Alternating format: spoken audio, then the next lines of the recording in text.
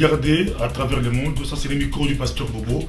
Vous êtes aux États-Unis, vous êtes au Canada, Toronto, Montréal, en Europe, Angleterre, Paris, Bruxelles, en Afrique, partout où vous êtes, et nous vous disons bonjour, que ce soit à Lubumbashi, à Yakoma, à Matadi, à Kinshasa, au Gabon, à Luanda, partout où vous êtes, à Lomé, beaucoup de bonjours.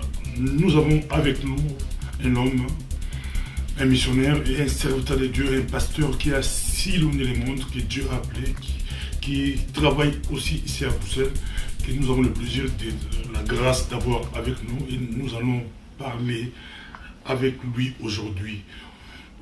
Bonjour pasteur. Bonjour. Est-ce que vous pouvez vous présenter aux gens qui nous regardent à travers le monde? Oui. Je m'appelle John Joub en anglais. J'ai un nom en anglais avec une origine française, Juppé en français. Alors, moi je suis né au sud de l'Angleterre, à Southampton. Je me suis marié au sud de l'Espagne avec quelqu'un du nord de l'Europe, avec ma femme Eva, qui vient de la Finlande. Notre premier enfant est né en Espagne, là-bas. Elle avait 3 nationalités à sa naissance. Mais le Seigneur nous a envoyés jusqu'en Allemagne, dans l'est de la Bavière, où nous avons commencé des églises.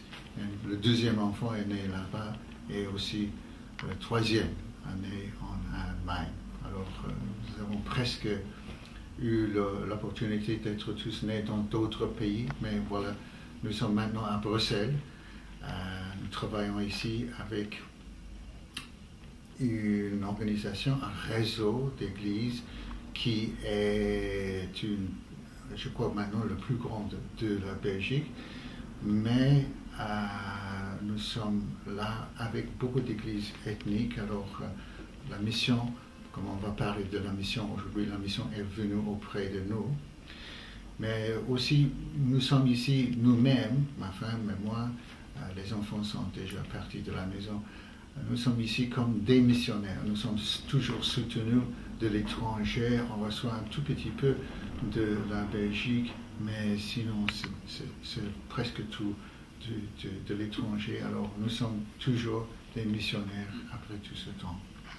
Merci beaucoup. Beaucoup de serviteurs de Dieu vous regardent à travers le monde, ou des fidèles, des chrétiens, beaucoup de personnes. Mais j'aimerais bien vous poser la question, vous avez beaucoup voyagé à travers le monde pour l'œuvre du Seigneur. Vous êtes anglais, oui. Vous êtes ici maintenant en Belgique comme missionnaire, vous travaillez ici. Oui. Vous avez été en Allemagne et dans beaucoup de pays d'autres. Mais comment vous pouvez définir la mission? Comment vous définissez la mission? La mission est assez simple, la définition est assez simple. La mission est tout simplement d'être envoyé. Un missionnaire, c'est une personne qui a été envoyée afin de faire le travail du Seigneur. Ça, c'est la définition simple. Mais en réalité, il y en a 3 niveaux. Alors, il y a des missionnaires à plein temps qui ont laissé leur maison, leur famille, leur pays, parfois, pour aller travailler dans un autre pays. Alors, il y a trois niveaux de mission. Alors, tout d'abord, il y a les gens qui quittent leur pays, quittent leur maison, leur famille parfois, pour aller s'installer dans un autre pays, qui sont soutenus par ce pays. C'est ce qui s'est passé au passé, en Afrique, en Asie. Il y a eu beaucoup de missionnaires qui ont quitté l'Europe pour aller dans d'autres pays. Je suis maintenant en train de lire le livre de quelqu'un qui a quitté l'Angleterre pour aller travailler avec les Esquimaux, on les appelle Inuits maintenant. Alors, ils quittent le confort de l'Angleterre pour aller travailler avec les Esquimaux. Oui, dans le nord, ils ont eu jusqu'à moins 60 degrés. Mais lui, la première fois qu'il a pu rentrer en Angleterre, après son départ, c'était après 5 ans. Alors aujourd'hui, ça va plus vite avec les avions, mais quand même, il y a une idée de permanence avec ce genre de personnes. Deuxième catégorie, ce sont des gens qui, comme avec dans l'âge de Paul, des gens qui ont allé quelque part, travaillé autre part, mais qui ont amené leur foi, leur manière... Il va travailler, Oui. mais il en profite pour... C'est Exact. comme si tu fais des études ailleurs, à Exact. l'université, mais tu fais aussi la mission. Oui, mais beaucoup des Congolais tombent dans cette catégorie. Les Congolais viennent ici. Pour étudier, pour travailler, pour d'autres raisons, pour être réfugiés. Exact. Mais en même temps, ils prêchent la parole. Exact. Ils prêchent la parole, ils commencent des églises. Dans notre réseau ici en Belgique, je crois, nous avons maintenant environ 80 églises. Je crois que la moitié sont des Congolais, plus ou moins, des Africains au moins. Mais ici, c'est un peu différent.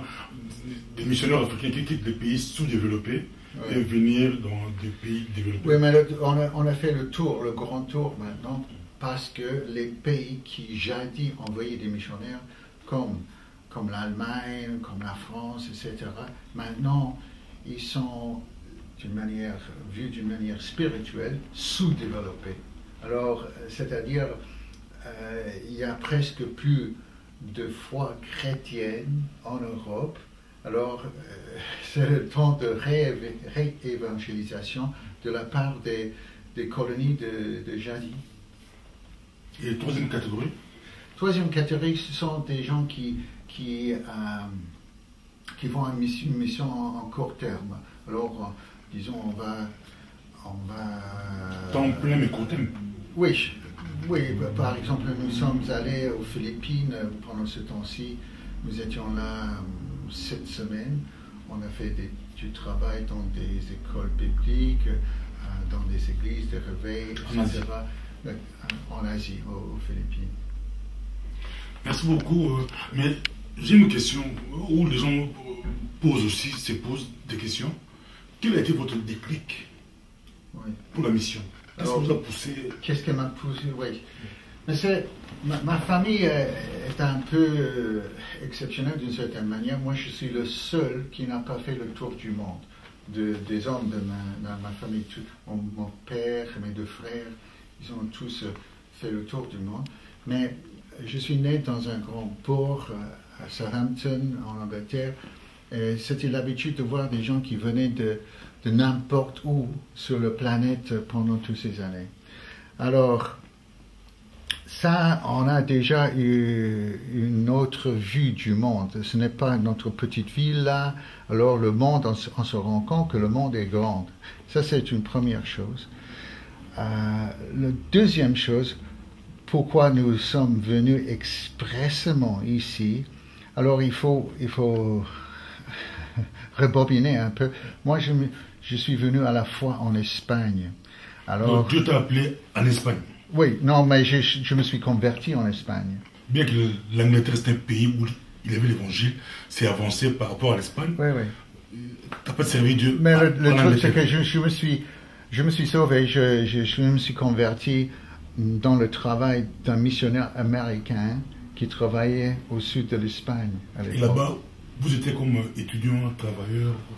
Moi, j'étais plutôt en fuite des circonstances dans mon pays natal. Et tu as fui l'Angleterre? Des raisons culturelles ou quoi? Pour des raisons criminelles, plutôt. alors, politique, il n'y a pas de problème politique en Angleterre. Mais c'était un peu moins chaud, disons, du point de vue de la vie en général au sud de l'Espagne qu'en Angleterre. Alors, mais quand j'étais là-bas, j'ai eu l'occasion, mais c'est une histoire un peu longue pour maintenant, mais j'ai eu l'occasion de lire la Bible, le Nouveau Testament, et Dieu m'a parlé directement à travers de la lecture de la Bible. Alors, à travers cela, je savais que moi j'étais perdu, que l'enfer m'a été réservé. Personne ne m'a parlé. Alors il n'y avait pas de quelqu'un qui m'a frappé sur la tête avec une Bible. Personne ne t'a prêché, mais Dieu t'a interpellé. Dieu m'a parlé. Alors, et comme cette église là-bas a été fondé par un missionnaire et beaucoup de gens de n'importe où en Europe, même au-delà de l'Europe, se sont convertis là. Il y avait toujours un goût, un petit goût missionnaire là.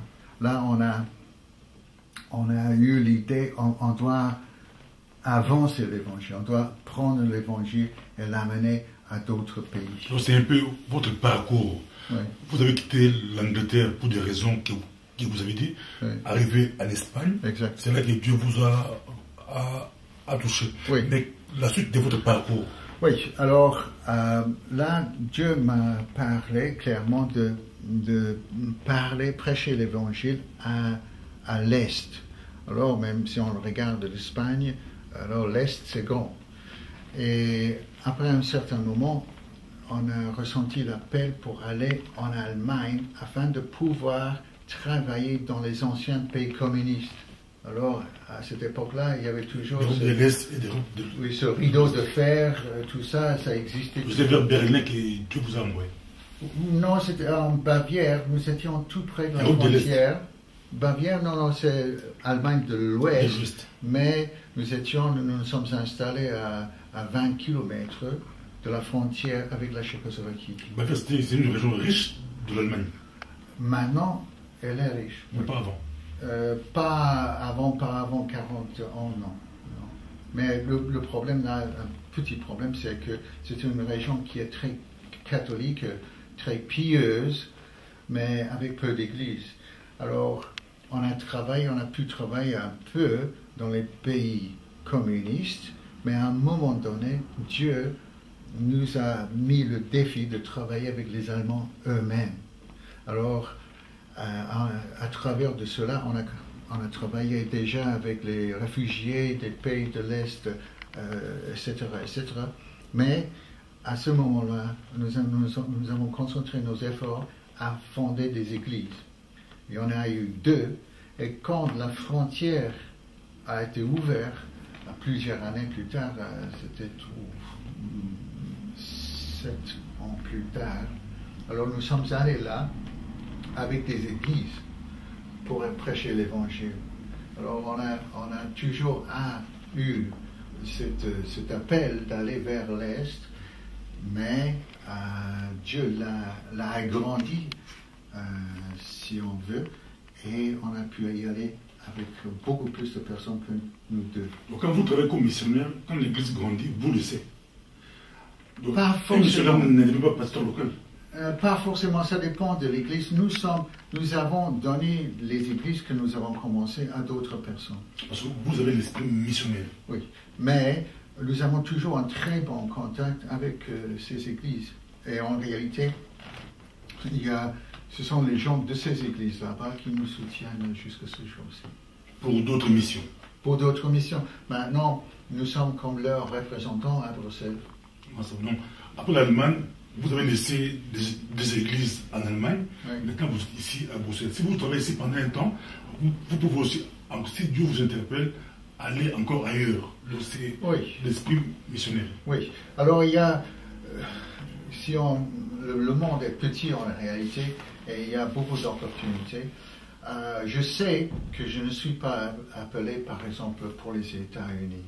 Alors, j'ai un frère qui habite là, je pourrais y aller, il n'y a pas de problème, mais je n'ai pas l'appel. Il y a quelque chose à l'intérieur qui confirme, ça c'est la bonne direction.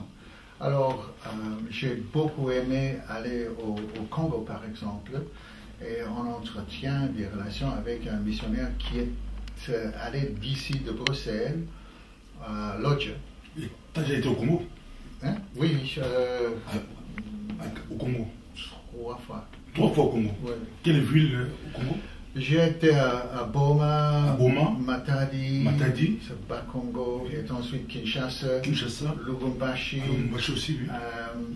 Quelle est la ville des mines qui est un peu... Kolwezi. Au nord de Lubumbashi. Kolwezi, Lubumbashi, Kipushi. Oui, là-bas aussi. Alors, on a pu... Mais si Dieu le veut bien, l'an prochain, j'irai à Lodja. Ça, c'est un bon travail. À Lodja. Oui. Alors là, on a à travers des bouquins... Oui, le pasteur Pierre Albert qui est là-bas à l'autre. Exactement. Mais aujourd'hui, j'ai parlé beaucoup avec un Belge qui a travaillé, qui est au Congo dans les années 63. Il a travaillé là-bas. Parce que le Congo, comme vous le savez, a été colonisé par des Belges. Il y a eu beaucoup de Belges qui étaient là-bas. Ouais. Et c'est M. Boué, il n'est pas missionnaire, mais il a travaillé dans les comptes de l'État belge. Il m'a dit, quand il est arrivé à l'Équateur, donc au nord de l'Équateur, au Congo, quand il est arrivé là-bas pour travailler, ses chefs lui ont dit, la première chose que vous devez savoir, il faut apprendre la langue, donc le lingala qui était parlé là-bas. Sinon, personne ne va te comprendre. C'est ça. Donc, il a fait un effort pendant 3 mois pour apprendre le lingala et il parlait déjà le lingala. Mais vous, maintenant, vous êtes anglais, votre langue, c'est l'anglais. Ouais. Aujourd'hui, je vous vois parler français. Ouais. Et l'allemand aussi, je crois que vous parlez allemand. Ouais. Quelle est la condition pour un missionnaire par rapport à la langue? Oui, mais il faut absolument, s'il y a un missionnaire qui veut s'installer dans un pays, il faut absolument. Alors, nous attendons, parce que je suis aussi ancien dans une mission qui s'appelle, en français, la vision pour l'Asie. Alors, nous attendons à ce que le missionnaire ou la missionnaire passe, ça dépend de la langue, mais passe au moins une année, si ce n'est pas 2 ans, pour apprendre la langue. Parce que en réalité, si on n'apprend pas la langue, on est foutu, on n'a rien à dire.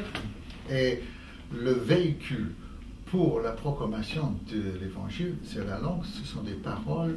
Parfois, il y a des gens qui sont utilisés pour écrire des choses, mais ça c'est très peu. Donc, si Dieu vous envoie, absolument apprendre la langue. Si Dieu vous envoie en Chine, il faut apprendre le chinois. Si c'est au Congo, Chiloba, Lingala ou quoi. Ouais. Si c'est en Belgique, si tu es en Flandre, il faut apprendre le néerlandais. Exactement. Mais c'est pas ça aussi que le réveil tarde en Europe, parce qu'il y a beaucoup d'églises en Europe, beaucoup de pasteurs, d'églises de réveil qui viennent du Brésil, du Congo d'ailleurs. Ouais.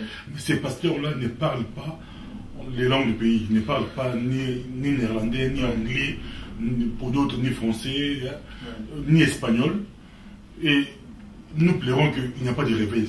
C'est pas ça aussi la cause. Qu'est-ce que vous conseillez, vous qui dirigez plus de 90 églises ici en Belgique? La simple réalité, c'est que beaucoup des gens qui ont commencé des églises ici, du Brésil, du Congo, ils ont commencé des églises avec le propre peuple. Alors, ça c'est bon. On est content pour ça parce que on amène en réalité la chrétienté dans le désert de la Belgique, le désert spirituel de la Belgique. Mais quant à la langue, il faudra, si on veut vraiment travailler avec les Européens, il n'y a pas de moyen, si ce n'est que d'apprendre la langue. Ici, on peut se débrouiller peut-être en anglais, un peu à Bruxelles, mais si on va en Allemagne, si on va en France, parler anglais là-bas, non, les gens ne nous acceptent pas, alors il faut absolument apprendre la langue. La Belgique, de cette façon, est plus compliquée parce qu'il y en a 3 langues. Alors, heureusement, j'en parle 2, allemand et français, mais je comprends le néerlandais, mais les néerlandophones se plaignent toujours, personne ne parle leur langue.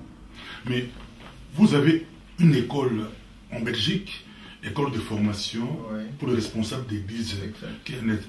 Mais pourquoi dans votre école vous n'introduisez pas les cours de langue, par exemple l'anglais, le français, le néerlandais, pour aider aussi les pasteurs, les hommes de Dieu à avoir l'esprit missionnaire? Ok, mais c'est une bonne question. Nous avons la missiologie, hein? Ça nous l'avons, mais en réalité il y a beaucoup de bonnes écoles linguistiques ici à Bruxelles. L'ULB ont des cours de promotion sociale, ils font un très bon truc.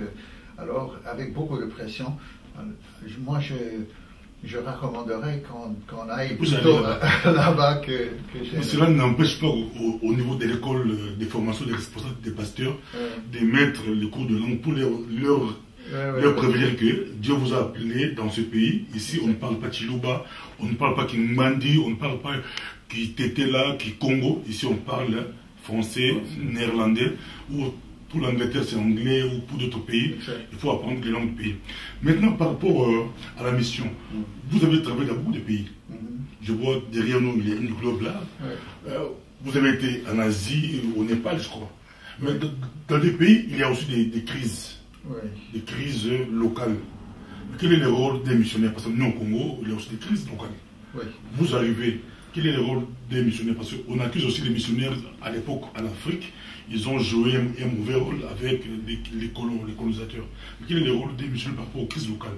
Vous trouvez des crises locales. En Belgique, ici, les Flamands et les Wallons ne s'attendent pas. Vous êtes missionnaire. Quel rôle est missionnaire peut jouer? Mais il faut parler des crises spécifiques. Par exemple, la mission avec laquelle je suis connecté, alors nous sommes en train de faire un appel pour les Philippines, pour les résultats ou pour les dégâts qui ont été provoqués par cet ouragan, BOFA, je crois que c'est le nom international. Alors là, on parle à toutes les églises pentecôtistes de l'Europe afin d'avoir de quoi leur envoyer. On a déjà un missionnaire qui est sur place là-bas, alors à travers de lui, ce sont des gens de confiance, on peut espérer d'avoir au moins un petit impact sur les événements après le passage de cet ouragan. Dans des cas comme le Congo, il y a des missionnaires, on vient de parler de Pierre Albert. Alors, c'est mon frère qui travaille à Lodja. Alors, deux armées sont passées par Lodja et deux armées ont laissé leurs dégâts. Alors, il n'y avait plus beaucoup qui restaient intacts. Alors, lui, il a commencé une école de formation normale, alors une école primaire. Il a l'ambition de commencer une école secondaire maintenant à Lodja, mais aussi il fait un training pour des pasteurs qui en réalité n'ont pas de moyens pour se soutenir. Alors on est un peu oublié. Kinshasa, ça va, mais on est à Lodja ou plus loin dans la Beauce, là, on est un peu oublié là-bas. Alors il les enseigne de travailler le terrain pour avoir de la nourriture, avoir du manioc pour se nourrir. Alors à travers de cela, en réalité, on peut avoir un impact. C'est plus lent, mais c'est plus effectif. Et espérons, si Dieu le veut bien, c'est plus durable. Alors oui, dans le passé, les colonisateurs ont eu des liens avec le gouvernement, etc., surtout ici en Belgique. Mais en Angleterre, c'était moins le cas. Alors il y a une distinction entre l'Église et l'État. C'est vraiment distingué. Oui. Ici, on raconte que le roi Léopold II leur faisait signer des serments. Vous allez là-bas, pas pour apprendre aux nègres, comme on disait, Dieu, car ils connaissent déjà Dieu. Oui. Votre rôle, c'est vous travaillez pour le roi.